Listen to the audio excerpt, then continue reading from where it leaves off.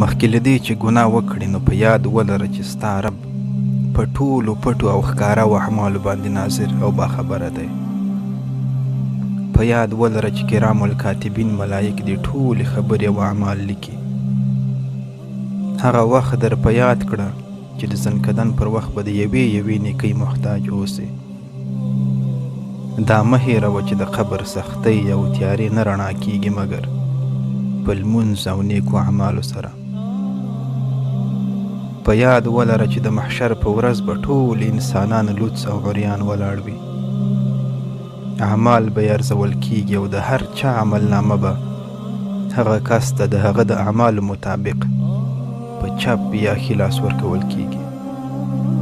لمر به د 1 میل په فاصله کې رانږدې شي او انسانان به د سختۍ او ویرې له لاسه په ډېر سخت حالت کې قرار ولري.